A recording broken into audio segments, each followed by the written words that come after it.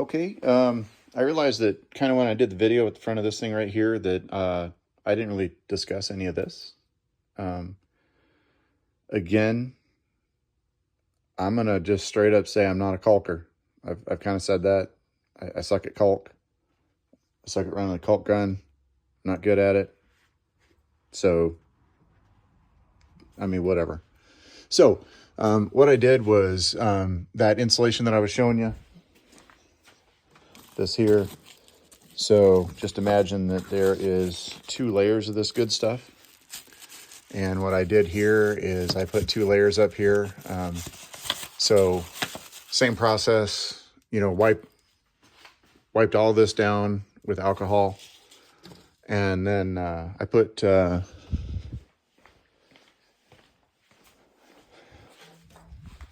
I'm just kind of walking around here.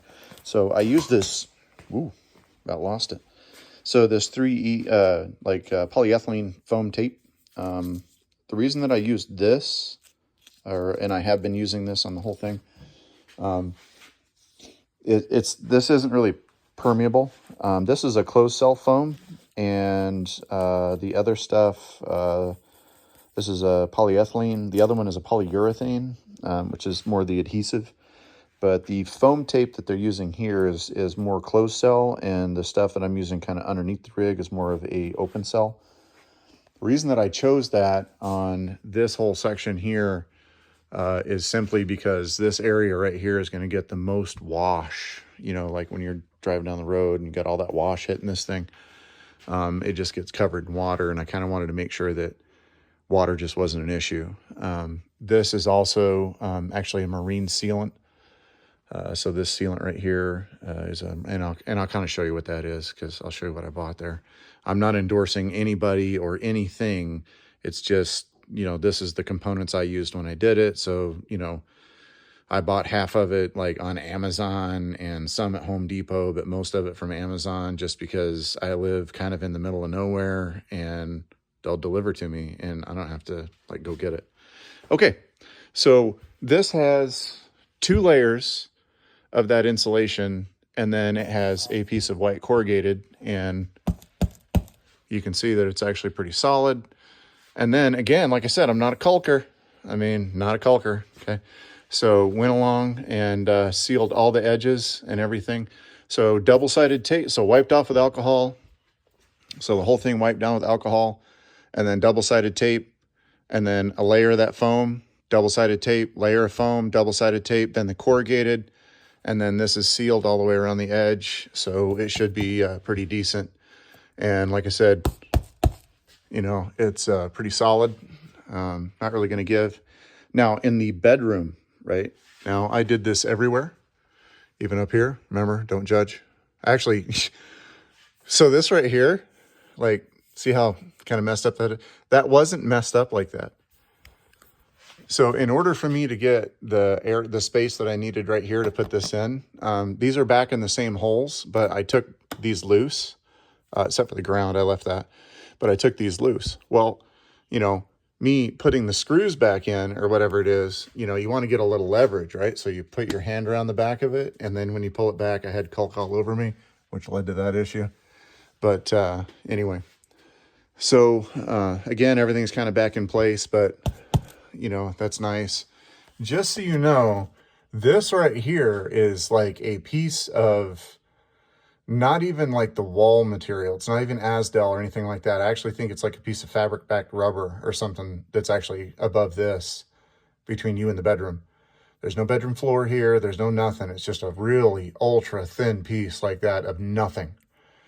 And, I realize that the attitude towards this whole ATC is, oh, well, it's aluminum, it won't rot out. Well, like sealing the thing up is still kind of a big deal, right? I don't want bugs, and I don't want dirt, and I don't want everything else inside this thing. Like, anyway, so this one right here, again, nice and solid, looks good. As good as it can be. The work was done appropriately, except for the caulking, right? Like, I'm not a caulker. So anyway, so each one of these, all the same thing, nice and solid. What it did is when this is running, with all the insulation around this, and like, so, right, just hear how solid that is. Like, that's it, right? That's how quiet this is now. That's how quiet this whole thing is now. So when that generator is running, what I'm getting at is when that generator is running, so right here is the end of the bed. So all up underneath here is the bed. Right over here is going to be in our 4528. This right here is like the walking area next to the bed. And then for some reason, this one is like the 1.5-year-old width. You know, like you got to be about 1.5 years old to be able to fit down through there in this side of our fifth wheel. Anyway, I guess what I'm getting at is it's super, super quiet inside now. Like super quiet. Like I'm ecstatic, right? I could actually maybe sleep up here while that's running. Like, I don't know how many of you could actually say that, but so this thing here actually has a 12,500 kilowatt generator, or yeah, 12,500 watt generator in the front of it, right? And it's a well, it's supposed to be diesel, but it's turbo diesel after some modifications. Anyway, so this one right here actually has that kind of generator in there, and when you're sleeping in the back, you can't really hear it. This is as quiet as that now, which is fantastic, and sleeping above it, so even better. Anyway, so that's what I did here. I know that I didn't really go about this project or really show anything other than the original images and stuff like that of me really kind of tearing this apart. But that was the process that went through here. And let me tell you, right now, right out of the gate, just sound deadening alone is just phenomenal. And then I'm assuming that when I'm driving down the road and, you know, the wind and snow and everything else that's getting all up underneath this thing and all over the front of it and everything like that, like, it's not going to be like either a poopsicle up here or what, because that's just going to be so nice. And no, I don't have a Gen Y hitch on this thing or anything like that. Like, believe it or not, anyway, that thing right there, I had to tear apart and shim, which I may have already discussed that in a video, but I actually built shims. You can see one of them underneath there. I can't get my arms over there because I'm trying to reach over the dually, but I got a shim in right there.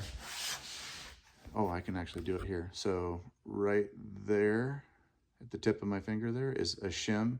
So the front and back of that right there, it doesn't matter whether you torque those to their specs or not. This bad boy with that thing right there literally will rock that hitch forward, like boom, boom, you know. And then when you're driving, it doesn't matter either torque specs to the factory or, you know, Idaho torque specs, which means I think you could crush the pipe and how far can you crush the pipe, kind of torque specs. So basically I went through, and the pipe that is inside there, because that's just a piece of pipe, that pipe that's inside there, I actually went through and welded pipe inside there so that I couldn't crush it.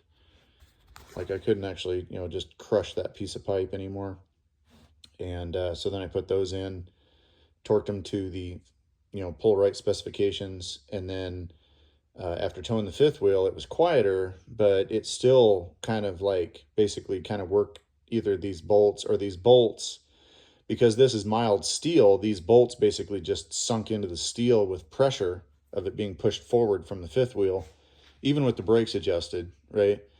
So it's braking equally in addition to the truck and that kind of thing. So, you know, you can keyboard police that all you want. Anyway, so in the process of doing that right there, I found that, you know, honestly, just taking this whole thing apart, and this is 14 gauge. So that material that's right there at the end of my finger, that's actually 14 gauge there and in the front. And then I bent them to where there's a lip on each one so they can just kind of both sit down inside. And that made such a difference in this thing kind of rocking forward and back. It really made a huge difference. And yes, you can lower this down. There's a pin kind of like right in there. You pull that pin out, And that one single pin inside this thing will allow it to kind of move up and down. I have it all the way up because by the time I actually put all the tongue weight of this thing in there, and then I actually only carry about 120 gallons of fresh water because we tow like this TV on a cart that I built. It's like 4-wheel drive electric cart. And then it has like a 75-inch touchscreen TV, and that's for a business that we have. Anyway, and then we haul a 2-door Bronco, like a 2021 2-door Bronco in this thing. We can only actually have about 120 gallons of water in there with all the additional, like, you know, drinks and food and clothing and stuff like that that we need when we're traveling. So like loaded, we can only have about that much water in there. Well, in the process of that, even though this is a 450, so, you know, rocking a 450 there. What's up, Porkins? Anyway, so this is a 450, high output, blah, blah, blah. Awesome truck. And yes, I realize that I have a town car and I have a 550 and then I have a Bronco. I'm not a Ford fanboy. I just want to, you know, make that very clear. I just want the most appropriate vehicle to do what it is that I intend it to do. I've had Chevys. I haven't had any Dodges. Sorry, nothing against those. My family has Dodges. They seem to do just fine. My neighbor actually has a Dodge.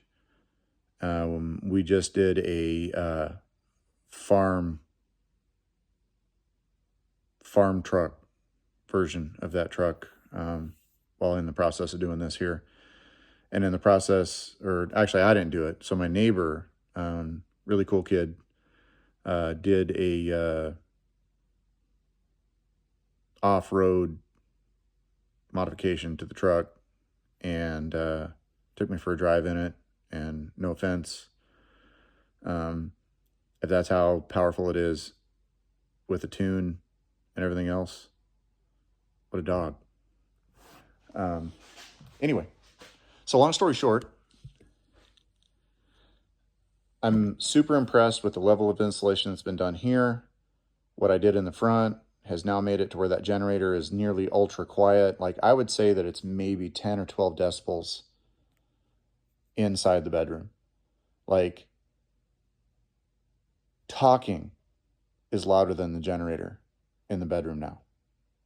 So anyone who owns one of these, and if you're watching this video, you either do or you're researching it,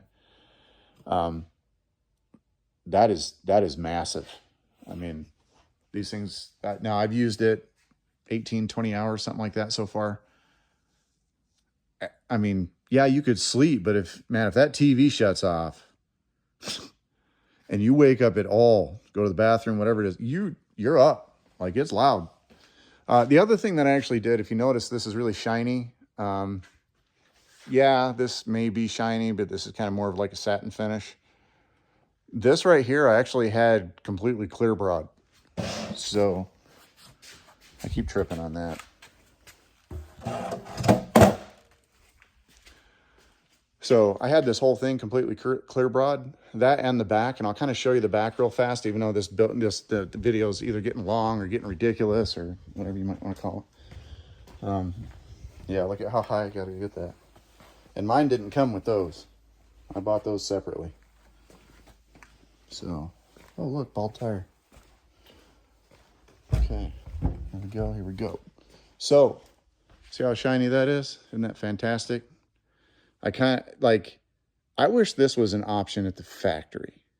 Like, to be super honest with you, I wish that the clear bra thing on the entire rig was like a factory option. Like, I would have absolutely paid, you know, $15,000, $20,000 more to have this whole thing clear broad.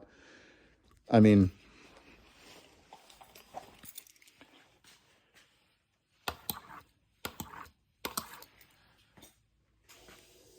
right?